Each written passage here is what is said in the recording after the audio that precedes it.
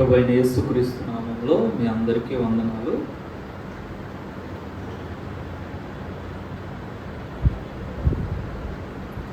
చాలాసార్లు రూల్స్ జీవితంలో లేకపోతే బాగుండు అని చాలామంది అనుకుంటారు. హెల్మెట్ పెట్టుకుంటారు, లేకపోతే లెఫ్ట్ సైడ్నే వెళ్ళండి అంటారు. ఈ రూల్స్ ఏమి లేకపోతే ఫ్రీగా ఉండొచ్చు కదా అని చాలామంది అనుకుంటారు. రూల్స్ పెట్టడానికి గల ఉద్దేశం ఏంటంటే అధిక నష్టము జరగకుండా ఉంటుంది. ఒకవేళ రూల్స్ లేకపోతే ఏమవుద్దంటే నేను లెఫ్ట్లో వెళ్తాను, వాడు కూడా లెఫ్ట్లో వస్తాడు, ఏదో ఒక ప్రమాదము జరుగుతుంది.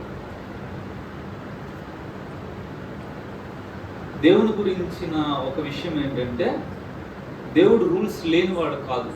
దేవుడు మనము ఆరాధిస్తున్న దేవుడు చాలా నియమాలు కలిగిన దేవుడు.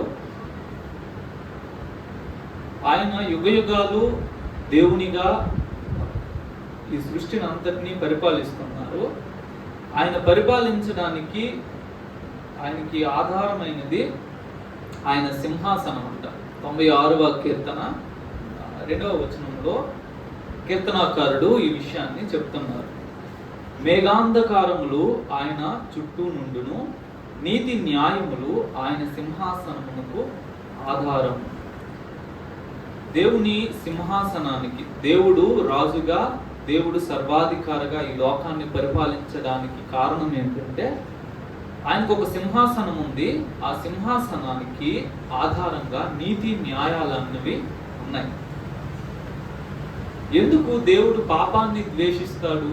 పాపము చేసే ప్రతి వ్యక్తిని దేవుడు ప్రేమించినప్పటికీ కూడా వీడు పాపాన్ని విడవకపోతే, లేదంటే పాపం విషయమై మారు మనస్సు పశ్చాత్తాపం లేకపోతే, తాను ప్రేమిస్తున్న ఈ వ్యక్తిని తాను ద్వేషించే పాపాన్ని అనే కారణాన్ని బట్టి, పాపం అనే కారణాన్ని బట్టి రేపొద్దున నరకానికి పంపించే పరిస్థితి ఉంటుంది. ఆయన మనల్ని నాశనం చేయాలనే ఉద్దేశం ఏమాత్రము లేదు. అయితే మారు మనస్సు లేని వ్యక్తి విషయంలో దేవుని యొక్క న్యాయమైన తీర్పు మారదు. నన్ను ప్రేమిస్తున్నాడు, కానీ నాలో ఉన్న పాపాన్ని ద్వేషిస్తున్నాడు. నా పాపాన్ని నేను ప్రభువు దగ్గర అంగీకరించి, అయ్యో నేను పాపిని ప్రభువా నన్ను క్షమించు అని కన్నీరు కార్చకపోతే జరిగేది ఏంటంటే నన్ను ప్రేమిస్తున్న దేవుడే తన చేతులతో తీసుకెళ్ళి నరకాగ్నిలో వేసేస్తాడు. ఎందుకు అలా చేస్తున్నారంటే దేవుడు పాపాన్ని ద్వేషించే దేవుడు. ఎందుకు దేవుడు పాపాన్ని ద్వేషించాలి? అందరిలాగా మీ ఇష్టానుసారంగా బ్రతకండి, నచ్చినట్లుగా చేసుకోండి అని అనొచ్చు కదా. ఎందుకు దేవుడు పాపాన్ని ద్వేషిస్తున్నాడు అని అంటే, ప్రతి పాపము కూడా అన్యాయంతో ముడిపడి ఉంది. దేవుని సింహాసనానికి నీతి న్యాయము ఆధారమని లేఖనం అంటుంది. ప్రతి పాపము కూడా అన్యాయంతో ముడిపడి ఉంది. ఏ పాపము కూడా బ్రదర్ ఈ పాపములో అన్యాయం లేదు అని చెప్పగలిగే ఒక్క పాపము కూడా లేదు. ప్రతి పాపము, ప్రతి విధమైన పాపము ఏదో ఒక విధానంలో అన్యాయముతో ముడిపడి ఉంది. చాలా మంది అంటారు, బ్రదర్ నేను సిగరెట్ తాగుతున్నాను, దీనివలన ఎవరికి వచ్చే నష్టమేం లేదు, నేను సిగరెట్ తాగుతున్నాను, సో దీనివలన ఇది ఎందుకు పాపం అవుద్ది అని ఎవరైనా అంటే, నిన్ను నువ్వు పుట్టించుకోలేదు. నీ దేహము నువ్వు కావాలనుకుంటే వచ్చింది కాదు. నిన్ను ఒకరు పుట్టించారు, ఒకరు నీకు ఈ దేహాన్ని ఇచ్చారు. ఈ దేహాన్ని పాడు చేసే అధికారము నీకు లేదు. నీదైన దాన్ని నువ్వు పాడు చేసుకోవచ్చు, కానీ ఎవరో నీకు ఇచ్చిన దాన్ని పాడు చేసే అధికారము నీకు లేదు. ప్రతి విధమైన శరీరానికి సుఖాన్ని కలిగించుకునే ప్రతి విధమైన పాపము కూడా ఏదో ఒక విధానంలో అన్యాయంతో ముడిపడి ఉంది. అది సిగరెట్ కానీ, డ్రగ్స్ కానీ, లేదంటే మత్తు మందు, సారా, లేకపోతే వైన్స్, ఇవేవైనా సరే మీ దేహాన్ని ఇవి పాడు చేస్తాయి. ఏ సిగరెట్ అయినా మీరు తాగితే మీ ఊపిరితిత్తులు బాగా పనిచేస్తాయనే సిగరెట్ ఏదైనా ఉంటే తాగండి. మీరు బాగా మందు తాగితే మీరు బాగా ఆరోగ్యవంతులు అవుతారంటే తాగండి. కానీ అలాంటివేవి ఈ లోకంలో ఉండవు. ద సో కాల్డ్ ఏదైనా ఎంజాయ్మెంట్, లేదంటే సుఖము అనేది ఎక్కడికి దారి తీస్తుందంటే అది మన యొక్క డిస్ట్రక్షన్కి, మన శరీరం యొక్క నాశనానికి దారి తీస్తాం. అందుకనే దేవుడు ఏమంటున్నాడంటే ఈ చిన్న చిన్న విషయాలుగా కనిపించేవి కూడా నరకానికి తీసుకెళ్ళిపోయే భయంకరమైన పాపాలు. మనం ఎంత అన్యాయస్తులమంటే, సినిమాల్లో అన్యాయం ఎక్కడ ఉంది, సినిమాలు చూడడం వలన పాపం ఏముంది అని చాలా మంది ఆర్గ్యూ చేస్తారు కదా. సినిమాలో హీరోయిన్స్ డాన్స్ చేస్తారు, పొట్టి పొట్టి డ్రెస్సులు వేసుకొని తమ శరీరాలను చూపిస్తూ అనేక మగవారి యొక్క ఫీలింగ్స్ రెచ్చగొడుతూ వాళ్ళు నాట్యాలు చేస్తూ ఉంటారు. ఇందులో అన్యాయం ఎక్కడ ఉంది, ఏముంది పాపము అని అంటే, బాయ్స్ చూస్తున్నారు అనుకోండి, ఆ హీరోయిన్ చేయడాన్ని బట్టి చాలా సంతోషిస్తున్నారు. అవును, నీకు ఇందులో ఏది తప్పు కనిపించట్లేదు కదా. ఇప్పుడు అదే స్థానంలో మీ అక్క లేదంటే మీ తల్లి ఉంటే విల్ యూ సీ ఇట్? అమ్మో ఉండకూడదు, కానీ వేరే వాళ్ళైతే ఐ విల్ సీ. అదే అన్యాయం. ఏది న్యాయం అని అంటే, అక్కడ ఏ స్త్రీ ఉన్నా సరే, నా తల్లి ఉన్నా సరే, లేదంటే నా యొక్క సహోదరు ఉన్నా సరే, ఇంకొక స్త్రీ ఉన్నా సరే, నేను ఒకే రకంగా చూడగలిగి ఒకే రకంగా ఆనందించగలిగేది ఏదైనా ఉంటే యూ కెన్ సీ. ప్రతి మూవీ కూడా ఎవరో ఒక పర్సనాలిటీని చూపిస్తూ, వారి శరీర భాగాలను చూపిస్తూ మనలో ఉండే కోరికలను రెచ్చగొట్టే విధంగా ఉంటాయి. దాని ద్వారా ఏంటంటే మన హృదయాలు చెడిపోయే అవకాశము ఉంది. అందుకనే ప్రతి విధమైన పాపము, పోర్నోగ్రఫీ, ఈ మూవీస్, అడల్ట్ మూవీస్, ఇవన్నీ కూడా పాపముతో మిళితమై ఉన్నాయి. నేను ఏ తప్పు చేయట్లేదు, నేను ఎవరితో ఏ తప్పు చేయట్లేదు కదా, నేను కేవలం చూస్తున్నాను అంటున్నాము. కానీ అవి చూస్తున్నప్పుడు జరిగేది ఏంటంటే we are encouraging that field. Movies ఎవ్వరు చూడకపోతే ఆ ఇండస్ట్రీ క్లోజ్ అయిపోద్ది. కానీ మనం చూస్తున్నాం కాబట్టి తీస్తున్నారు. చాలా మంది ఏమంటున్నారు, తీస్తున్నారు కాబట్టి చూస్తున్నాం అంటున్నారు. అది వాస్తవం కాదు. Because we are interested in that films they are making. దేవుడు పాపాన్ని ద్వేషించే దేవుడు. ప్రతి పాపము కూడా అన్యాయంతో ముడిపడి ఉంది. యెహెజ్కేలు గ్రంథంలో 28వ అధ్యాయంలో మనం చూస్తాము. యెహెజ్కేలు గ్రంథము 28వ అధ్యాయము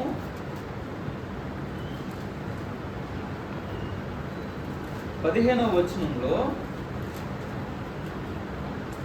నీవు నియమింపబడిన దినము మొదలుకొని పాపము నీ యందు కనబడు వరకు ప్రవర్తన విషయంలో నీవు యథార్థవంతుడుగా ఉంటివి. అయితే నీకు కలిగిన విస్తారమైన వర్తకము చేత లోపల నీవు అన్యాయము పెంచుకొని పాపము చేయించు వచ్చితివి. కనుక దేవుని పర్వతం మీద నీవు ఉండకుండా నేను నిన్ను అపవిత్ర పరిస్థితిని, ఆశ్రయముగా ఉన్న కెరూబు కాలుచున్న రాళ్ల మధ్యను నీవికను సంచరింపవు, నిన్ను నాశనము చేసి. ఇక్కడ ఒక విషయాన్ని చెప్తున్నారు ఏంటంటే, అయితే నీకు కలిగిన విస్తారమైన వర్తకము చేత లోపల నీవు అన్యాయము పెంచుకొని పాపము చేయించు వచ్చితివి అంటున్నారు. అన్యాయం ఎక్కడ ప్రారంభమవుతుంది? లోపల ప్రారంభమవుతుంది. బయట ఇమీడియట్ గా జరిగేది కాదు. అన్యాయము ఆలోచన విధానాలలో ప్రారంభమవుతుంది. అన్యాయము మన యొక్క ఉద్దేశాలలో ప్రారంభమవుతుంది. చాలా మంది ఈరోజు అనేక మందిని ద్వేషిస్తున్నారు. వారు నన్ను నిర్హేతుకముగా ద్వేషించిరి అని కీర్తనాకారుడు చెప్తున్నారు.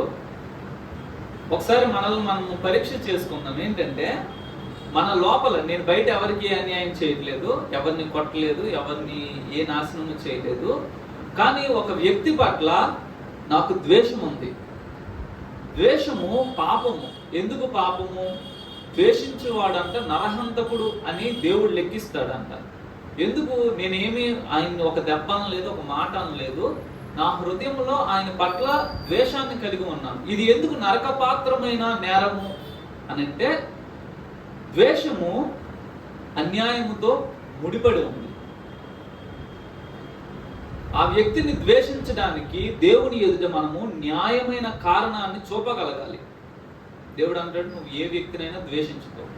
కానీ రేపు న్యాయపీఠం ముందు నా ఎదుటి నిలబడినప్పుడు నేను అడుగుతా, పలానా వ్యక్తి నీకు ఏ అన్యాయం చేశాడని నువ్వు ద్వేషించావు చెప్పు అని అడుగుతా. అడిగినప్పుడు ఏ కారణం లేకపోతే తోలు ఊడిపోతుంది.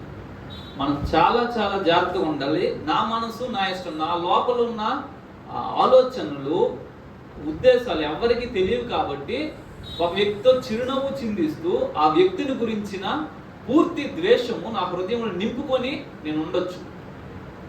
అయితే న్యాయపీఠం ముందుకు వెళ్ళినప్పుడు కఠినమైన తీర్పు, ఈవెన్ నరకాగ్నికి తీసుకెళ్ళిపోయే తీర్పును కూడా మనము పొందుతాం.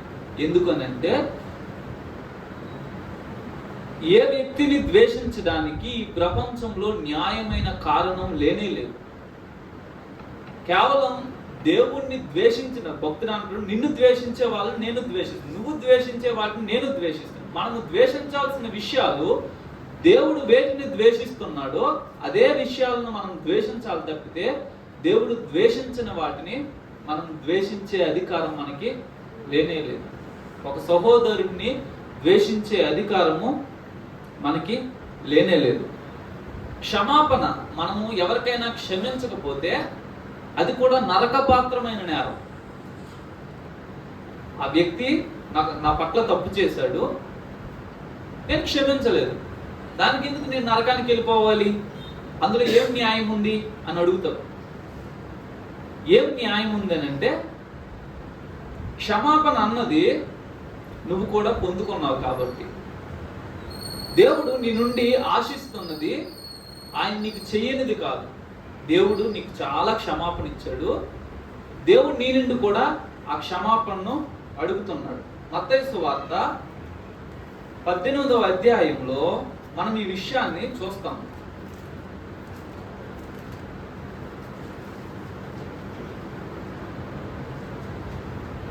మత్తయి సువార్త 18వ అధ్యాయము 24 నుంచి మనం చూసినట్లయితే, అతడు లెక్క చూచుకొని మొదలు పెట్టినప్పుడు అతనికి 10,000 తలాంతులు అచ్చి ఉన్న ఒకడు అతని యొద్దకు తేబడెను. అప్పు తీర్చుటకు వాని యొద్ద ఏమీ లేనందున వాని యజమానుడు వానిని, వాని భార్యను, పిల్లలను, వానికి కలిగినది యావత్తును అమ్మి అప్పు తీర్చవలనని ఆజ్ఞాపించును. కాబట్టి ఆ దాసుడు అతని ఎదుట సాగిలపడి మ్రొక్కి, నా ఎడల ఓర్చుకొనుము, నీకు అంతయు చెల్లింతునని చెప్పగా ఆ దాసుని యజమానుడు కనికరపడి వానిని విడిచిపెట్టి వాని అప్పు క్షమించెను. అయితే ఆ దాసుడు బయటకు వెళ్ళి తనకు 100 దేనారములు అచ్చున్న తన తోడి దాసులతో ఒకరిని చూచి వాని గొంతు పట్టుకొని, నీవు అచ్చున్నది చెల్లింపుమనెను. అందుకు వాని తోడి దాసుడు సాగిలపడి, నా ఎడల ఓర్చుకొనుము, నీకు చెల్లించదనని వానిని వేడుకొనను గాని వాడు ఒప్పుకొనక అచ్చున్నది చెల్లించే వరకు వానిని చెరసాలలో వేయించను. ఇక్కడ మనం చూస్తున్నాము, ఒకే వ్యక్తి 10,000 తలాంతులు యజమానునికి అచ్చి ఉన్నాడు. అవి రూపాయలకు మారిస్తే సుమారు 3 కోట్ల రూపాయలు, 3.60 lakhs అంత వస్తుంది. అంత డబ్బు యజమానుడికి అప్పు ఉన్నాడు. యజమానుడి ఎదుటి సాగిలపడి, అయ్యా నువ్వు ఓర్చుకో, నేను తీర్చేస్తాను, నాకు కొంచెం టైం ఇవ్వని అంటే, నువ్వేం తీర్చొద్దు పోరా అనేసి క్షమించి పంపించేశారు. క్షమింపబడిన ఈ వ్యక్తి వెళ్ళి అడుగుతున్నారు, 100 దేనారాలు అంటే ఒక దేనారము ₹1 అంట, 100 దేనారాలు అంటే ₹50. 3,60,00,000 ఎక్కడ, ₹50 ఎక్కడ? ₹50 అచ్చి ఉన్న వాని గొంతు పట్టుకొని అడుగుతున్నాడు. క్షమాపణ ఎందుకు, క్షమించకపోవడము ఎందుకు నరకాగ్నికి తీసుకెళ్లేంత ఘోరమైన పాపము అని అంటే, నీ పాపానికి ఎక్కడ ప్రాయశ్చిత్తం ఉండదు. నీ పాపానికి ఎన్ని కోట్లు పెట్టినా దానికి ప్రాయశ్చిత్తం ఉండదు. ఏం చేసినా ప్రాయశ్చిత్తం ఉండదు. అంత ఘోరమైన పాపాన్ని దేవుడు ఉచితంగా క్షమించాడు. ఒకవేళ దేవుడు 1000 కోట్లు చెల్లించి నీకు ఇస్తాను క్షమాపణ అంటే మన తరం కాదు, మనం ఎప్పటికీ క్షమాపణ పొందకపోయి ఉండేవాళ్ళం. మనము తీర్చలేని ఆ యొక్క రుణాన్ని దేవుడు ఉచితంగా సిలువలో తన ప్రాణాన్ని పెట్టి రక్తాన్ని కార్చి క్షమాపణ దయచేశాడు. ఆ క్షమాపణను పొందుకుంటున్న మనము మన ఎడలో తప్పిదం చేసిన ఒక సహోదరుడు వచ్చి, అయ్యా నీ పట్ల తప్పు అయిపోయింది, నన్ను క్షమించు అని అడిగితే, గెట్ అవుట్, క్షమాపణ లేదు, నీ ముఖం నాకు చూపించక. నిజంగా దేవుడు నన్ను ఎంత క్షమించాడో అన్నది నాకు తెలిస్తే, నేను అనుభవించి ఉంటే, ఈ వ్యక్తిని నేను ఎందుకు క్షమించను? నేను యేసు ప్రభుని నమ్ముకున్నాను, యేసు ప్రభు రక్తంలో నా పాపాలు కడగబడ్డాయి, యేసు ప్రభుని నా ప్రభుగా అంగీకరించాను, బాప్తిస్మం పొందాను, అనుదినము ఆయన ప్రార్థన చేస్తున్నాను, బైబిల్ చదువుతున్నాను, సంఘానికి వస్తున్నాను, కానుకలు ఇస్తున్నాను అని ఆయన యొక్క సన్నిధిని అనుభవిస్తున్న మనము మన ఎడల ఒక తప్పిదము చేసిన, ఒక చిన్న తప్పిదము చేసిన ఒక సహోదరుని మనం క్షమించకపోతే, ఆ మాటలు బాగా జ్ఞాపకము ఉంచుకోండి, మీరు నరకానికి పోతారు. మన విషయంలో ఒక అపరాధము చేసిన వ్యక్తిని మనము ఖచ్చితంగా క్షమించాలి. There is no other option. నేను ఎందుకు క్షమించాలి అని అంటే, నువ్వు క్షమించబడ్డావు కాబట్టి. నేను ఎందుకు ఆ వ్యక్తికి క్షమాపణ ఇవ్వాలి, సారీ అనేసాడు అనేసి అయిపోద్దా, నాకు ఎంత నష్టం చేశాడు అని మనము చాలా న్యాయంగా మాట్లాడతాము, కానీ అది న్యాయం కానే కాదు. ఎస్, తను చెప్పింది కరెక్టే, తను తప్పు చేశాడు, నష్టం చేశాడు, క్షమాపణ అన్నది మాట అడిగాడు, నీకు నువ్వు పోయిన నష్టం, చేసిన నష్టం తను పోడ్చలేదు. Still you have to forgive him. మనం ఖచ్చితంగా ఆ వ్యక్తిని క్షమించాల్సిందే, మనకు వేరొక ఆప్షన్ లేదు. ఒకవేళ మనం క్షమించకపోతే జరిగేది ఏంటంటే, దేవుడు మన పాపాలని క్షమించకపోవడము అన్యాయముతో ముడిపడి ఉంది. క్షమించకపోవడం ఎందుకు నన్ను నరకానికి తీసుకెళ్ళిపోతుందంటే, నేను న్యాయంగా ఆ విషయంలో బిహేవ్ చేయట్లేదు. లేఖనం అంటుంది, అన్యాయస్తులు దేవుని రాజ్యానికి, 1 కొరింథీ 6వ అధ్యాయము 9వ వచనంలో చెప్తున్నారు, అన్యాయస్తులు దేవుని రాజ్యమునకు వారసులు కానేరని మీకు తెలియదా? మోసపోకుడి, జారులైనను, విగ్రహారాధకులైనను, వ్యభిచారులైనను, ఆడంగితనము గలవారైనను, పురుష సంయోగులైనను, దొంగలైనను, లోబులైనను, త్రాగుబోతులైనను, దోషకులైనను, దోచుకున్న వారైనను దేవుని రాజ్యమునకు వారసులు కానేరు.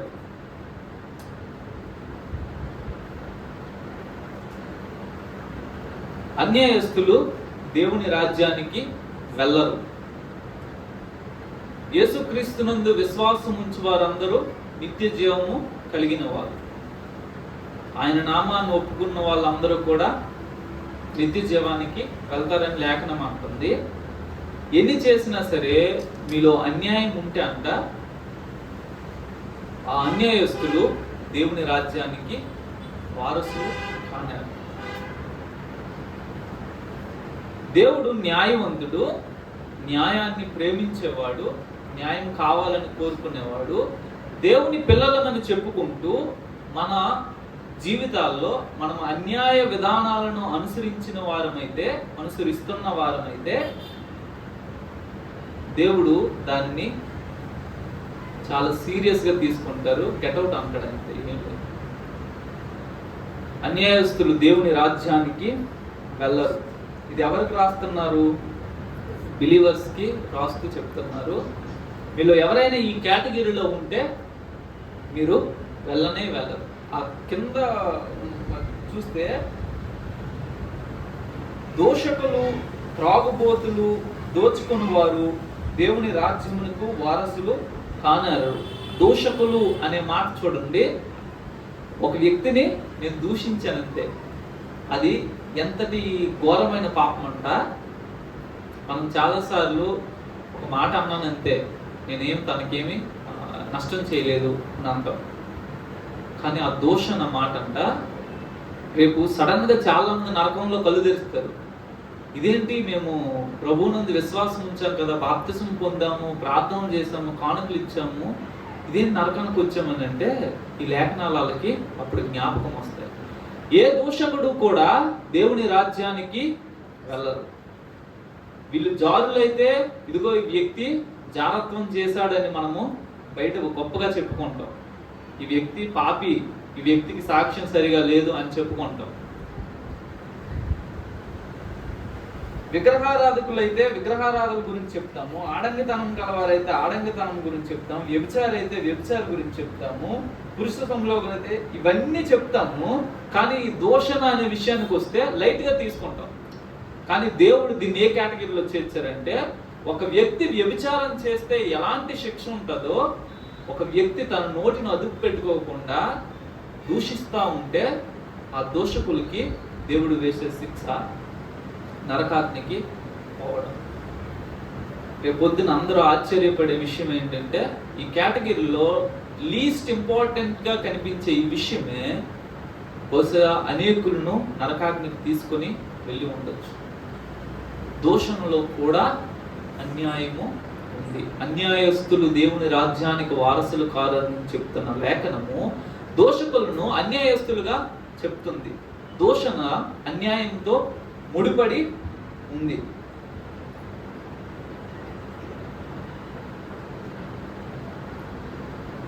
ఇర్మియా గ్రంథము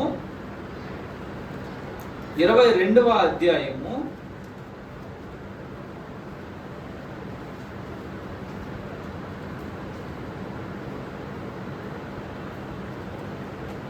21వ అధ్యాయము 12వ వచనం చూస్తే దేవుడు ఆశిస్తున్నారు. ఏం ఆశిస్తున్నారంటే, దావీదు వంశస్థులారా, యెహోవా ఇలాగ సెలవిచ్చుచున్నాడు, అనుదినము న్యాయముగా తీర్పు తీర్చుడి, దోచుకొనబడిన వానిని బాధ పెట్టు వాని చేతిలో నుండి విడిపించుడి. అలాగు చేయని ఎడల మీ దుష్ట క్రియలను బట్టి నా క్రోధము అగ్నివలె బయలువెడలి ఎవడును ఆత్మ లేకుండా మిమ్మల్ని దహించును. దేవుడు అంటున్నారు, అనుదినము న్యాయముగా తీర్పు తీర్చండి అని అంటున్నారు. ఒకవేళ న్యాయంగా తీర్పు తీర్చకపోదంట, ఆ క్రింద అంటున్నారు, మీ దుష్ట క్రియలను బట్టి. న్యాయమైన తీర్పు లేకపోవడం ఏంటంటే దుష్ట క్రియ. ఆ దుష్ట క్రియను బట్టి అంట నా క్రోధం అగ్ని వలె బయలువెడలి ఎవడును ఆర్ప లేకుండా మిమ్మను దహించివేయు. తీర్పు గురించి మనము చాలా విస్తారంగా మాట్లాడవచ్చు. ఎందుకనంటే యూట్యూబ్లో ప్రసంగం చేస్తున్న ఒక వ్యక్తి గురించి మనం ఇక్కడ తీర్పు తీరుస్తాం. మన గురించి మన సహోదరుడు మనకి తీర్పు తీరుస్తారు. బోధ చేస్తున్న వ్యక్తి గురించి బోధ వింటున్న వాళ్ళు తీర్పు తీరుస్తారు. బోధ వింటున్న వాళ్ళ గురించి బోధకుడు తీర్పు తీరుస్తారు. అందరూ తీర్పు తీరుస్తారు. కానీ దేవుడు ఏమంటున్నారంటే, మీ తీర్పులో న్యాయం ఉండాలి. ఇక్కడ ఫిజికల్ జడ్జిమెంట్ గురించి చెప్తున్నారు. నేనేమంటున్నానంటే, ఒక వ్యక్తి గురించి మనం ఒక జడ్జిమెంట్ పాస్ చేస్తున్నప్పుడు ఆ జడ్జిమెంట్ దేవుని న్యాయపీఠం ఎదుట నువ్వు మెప్పు పొందేదిగా ఉండాలి. న్యాయపీఠం ఎదుట నిన్ను కాపాడగలిగేదిగా ఉండాలి. మీరు తీర్పు పాలు కాకున్నట్లు ఎవరికి తీర్పు తీర్చొద్దు అన్నది లేఖనం. నేనేం చేస్తున్నానంటే, నేను వింటున్న బోధను బట్టి బోధకుడికి తీర్పు తీరుస్తున్నాను. నేను వింటున్న వార్తను బట్టి ఆ బోధకునికి తీర్పు తీరుస్తున్నాను. వీడు సరైన వాడు కాదు, లేకపోతే ఈ వ్యక్తి సరైన వ్యక్తి కాదు అని నేను తీర్పు తీరుస్తున్నాను. దేవుడు అంటున్నారు, ఆ తీర్పులో న్యాయం ఉండాలి అంటున్నారు. నాకు తెలియని విషయాల గురించి నేను తీర్పు తీరుస్తున్నప్పుడు జరిగేది ఏంటంటే, ఆ తీర్పులో అన్యాయం ఉంటుంది. పలానా వ్యక్తి గురించి నాకు ఒక సంగతి వినబడింది, ఆ సంగతిని గురించి వాస్తవికత నాకు తెలియదు, అయినప్పటికీ నేను ఆ యొక్క విషయంలో నేను నా జడ్జిమెంట్ని పాస్ చేశాను. పాస్ చేసినప్పుడు దేవుడు దీనిని లెక్క అడుగుతారు. నువ్వు పలానా వ్యక్తి గురించి ఈ మాటలు అన్నావు కదా, పలానా వ్యక్తి ఇలాంటి వాడని నువ్వు తీర్పు తీర్చావు కదా, నువ్వు తీర్చిన తీర్పులో న్యాయాన్ని నాకు చూపించు. అన్యాయంగా తీర్పు తీర్చేవాళ్ళు దేవుని రాజ్యానికి వెళ్ళరు.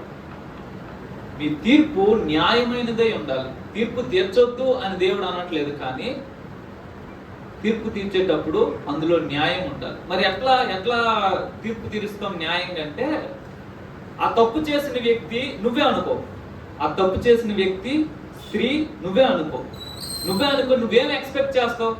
నేను పలానా వ్యభిచారంలో పట్టబడ్డాను, ఇప్పుడు సమాజం నన్ను యాక్సెప్ట్ చేయాలని నేను అనుకుంటాను. నేను ఒక దొంగతనంలో పట్టబడ్డాను, ఇప్పుడు సమాజం నన్ను యాక్సెప్ట్ చేయాలని నేను అనుకుంటాను. నేను పలానా పాపంలో పడిపోయాను, ఈ పాపం నుండి బయటకు వచ్చాక సమాజం నన్ను యాక్సెప్ట్ చేయాలని నేను అనుకుంటాను. అలా అనుకుంటున్నప్పుడు నేనేం చేయాలి?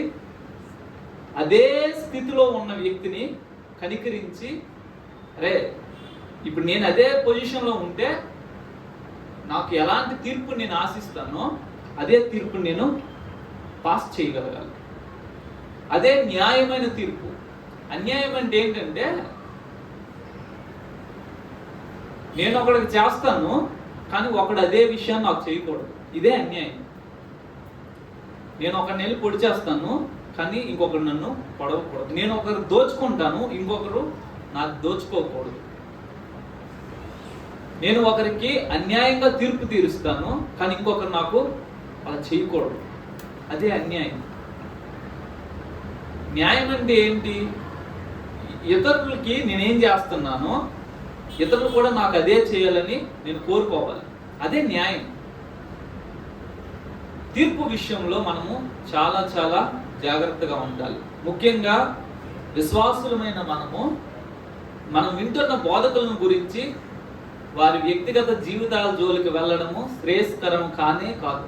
వి డోంట్ నో మెనీ థింగ్స్.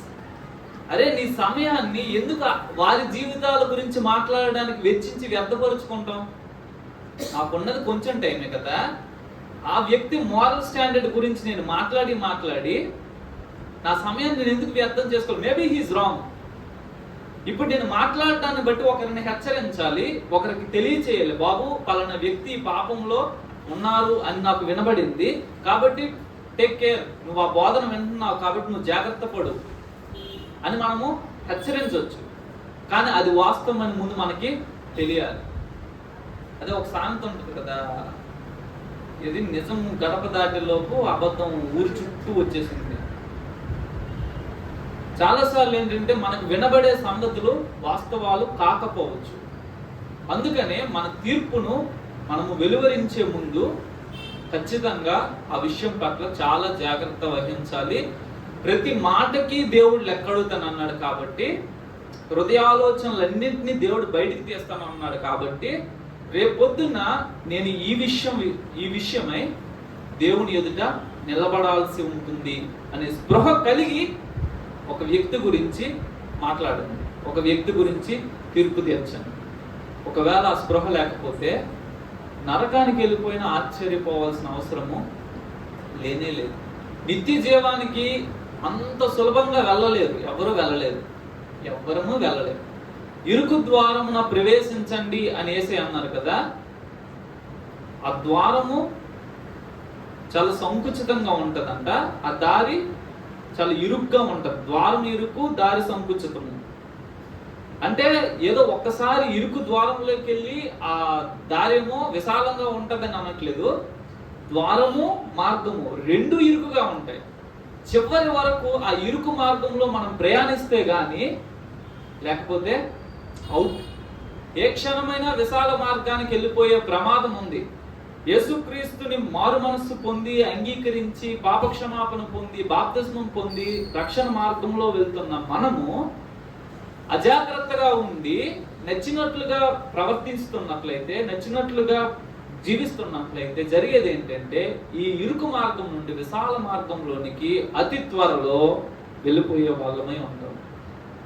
రేపొద్దున అనేక మంది నరకంలో కళ్ళు తెరవడానికి కారణము ఇరుకు మార్గం నుంచి, ఇరుకు మార్గంలో ప్రారంభమయ్యారు, ఇరుకు ద్వారం గుండా బయలుదేరారు, కానీ వారి గమ్యస్థానాలు ఇరుకు మార్గంలో ముగియలేదు. వారి గమ్యస్థానాలు విశాల మార్గంలో ముగిసాయి. వాళ్ళు విశాల ద్వారంలోకి ప్రవేశించలేదు, ఇరుకు ద్వారంలోనే ప్రవేశించారు, కానీ విశాల మార్గంలో వారి ప్రయాణాలను ముగించారు. ఏ అన్యాయస్తుడు కూడా దేవుని రాజ్యంలోనికి వెళ్ళడు.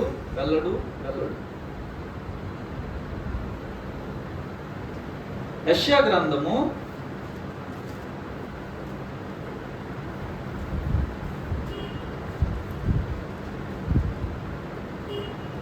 53 5వ అధ్యాయము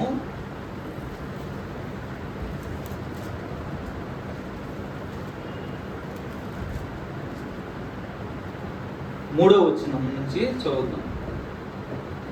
కావున యెరూషలేము నివాసులారా, యూదావారులారా, నా ద్రాక్ష తోట విషయము నాకు న్యాయము తీర్చవలనని మిమ్మును వేడుకొనుచున్నాను. నేను నా ద్రాక్ష తోటకు చేసిన దానికంటే మరేమి దానికి చేయగలను? అది ద్రాక్ష పండ్లు కాయనని నేను కనిపెట్టినప్పుడు అది కారు ద్రాక్షలు కాయటకు కారణమేమి?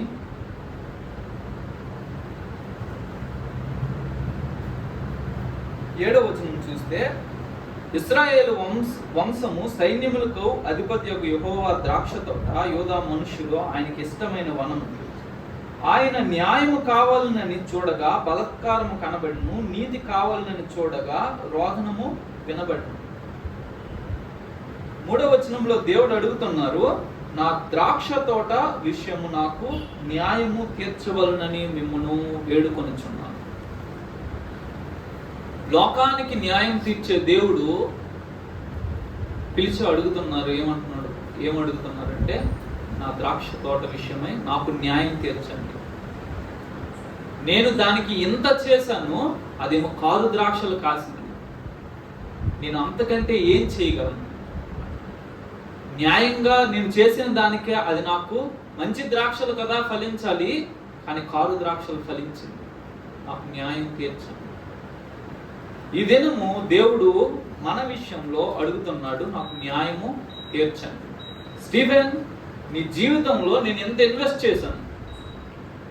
నిన్ను పుట్టించి, నీకు శరీరాన్ని ఇచ్చి, నీకు వస్త్రం ఇచ్చి, ఆహారము పెట్టి, గాలి నీరు, నీ కనీస అవసరాలన్నింటినీ తీరుస్తూ, నీకు దినదినము జీవాన్ని ఇస్తూ, నీకు రక్షణ ఇచ్చి ఎంత చేశాను.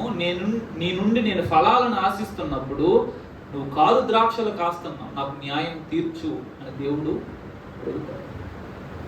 యేసుక్రీస్తుని నమ్మాను, కానీ 20 సంవత్సరాలు 10 సంవత్సరాలు ఫలాలు లేని జీవితాన్ని నేను జీవిస్తున్నాను.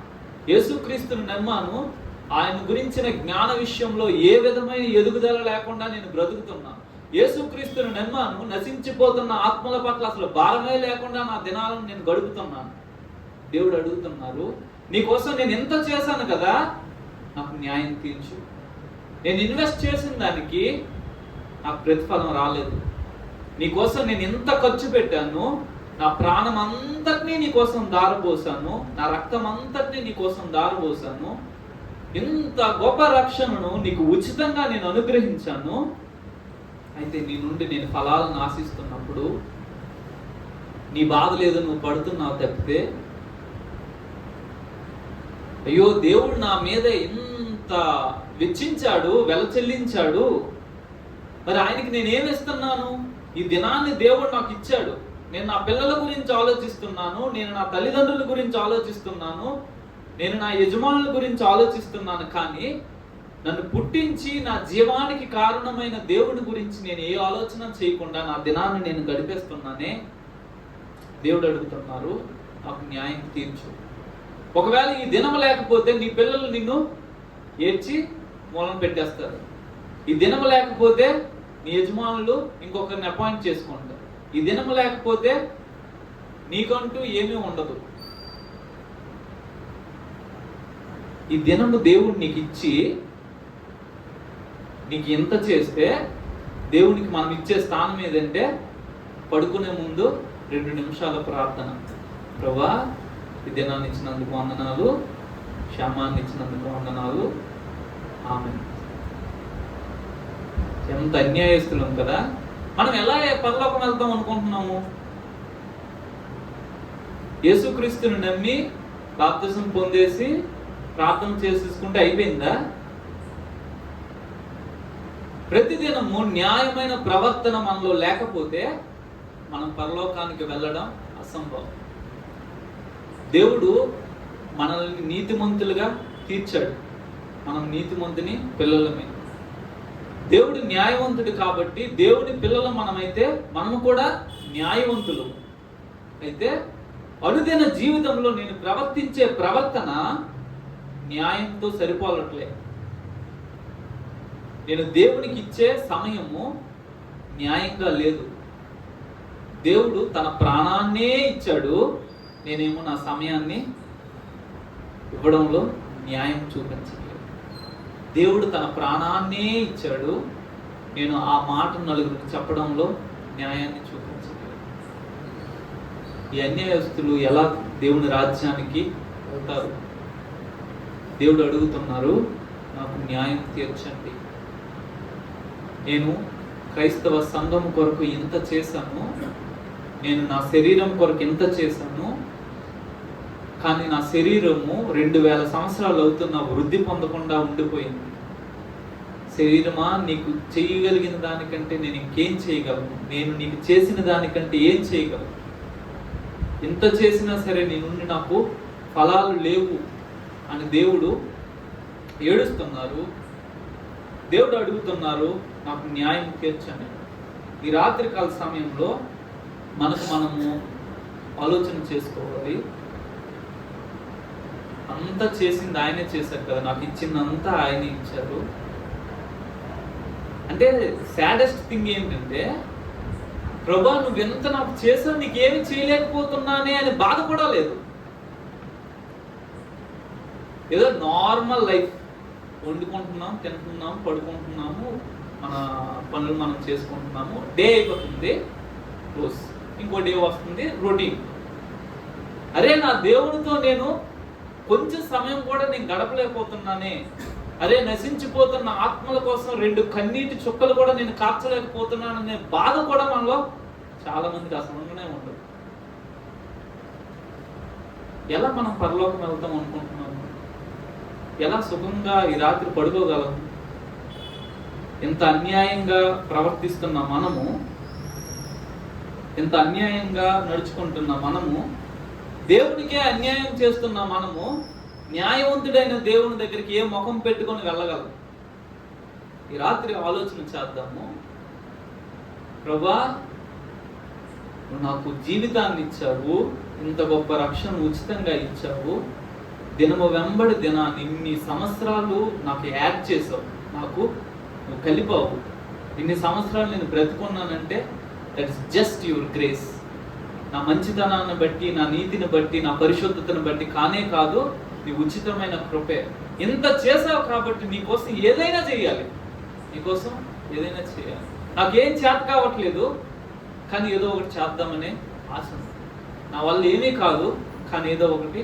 నువ్వెంత నా మీద ఇన్వెస్ట్ చేసావు కదా, వెచ్చించావు కదా, కాబట్టి అంతటికీ నేను న్యాయం చేయలేను, అయినప్పటికీ న్యాయం చేయడానికి నేను ప్రయాసపడతాను. ఏది మనం తిరిగి చెల్లించలేం. ప్రభా నువ్వు నా కోసం ప్రాణం పెట్టావు కాబట్టి ఇదిగో నేను నీకు ఎంత ఇచ్చేస్తానని తిరిగి చెల్లించగలిగింది మన దగ్గర ఏమీ లేనే లేదు.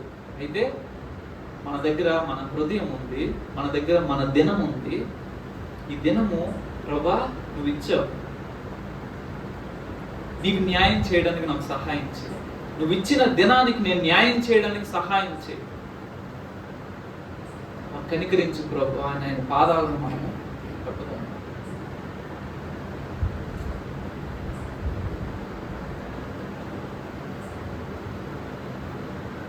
ఇర్మియా గ్రంథము 22వ అధ్యాయంలో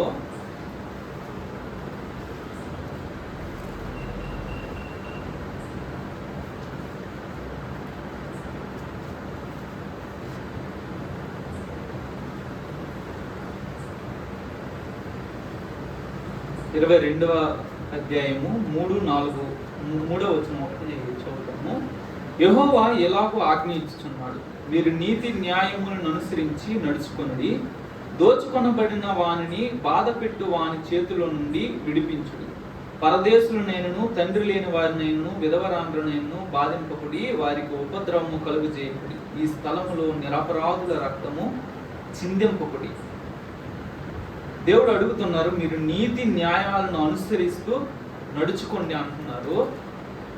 అదే అధ్యాయము 16వ వచనంలో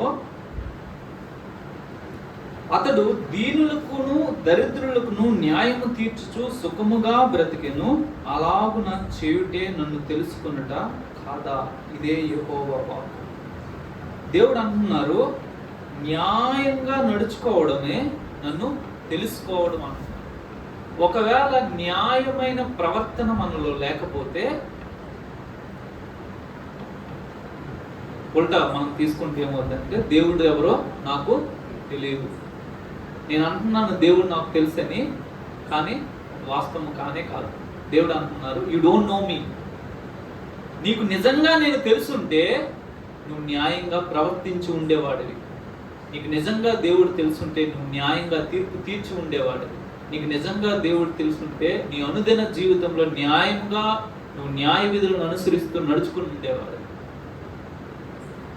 నీకు దేవుడు తెలియదు కాబట్టి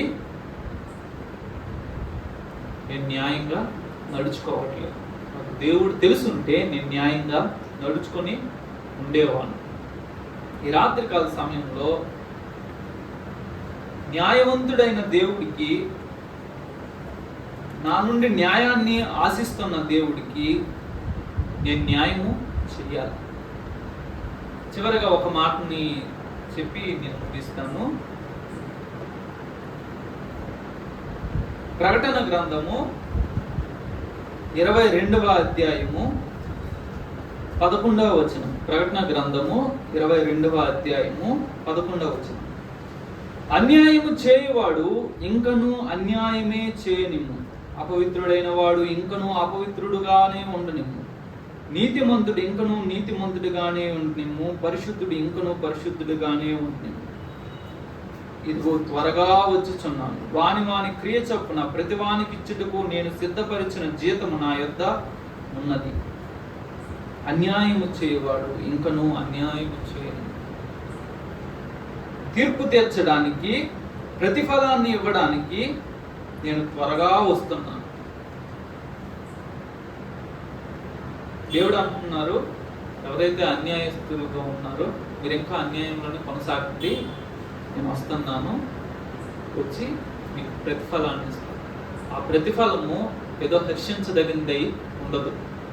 ఖచ్చితంగా అందరికీ తోళ్ళు ఊడుతాయి.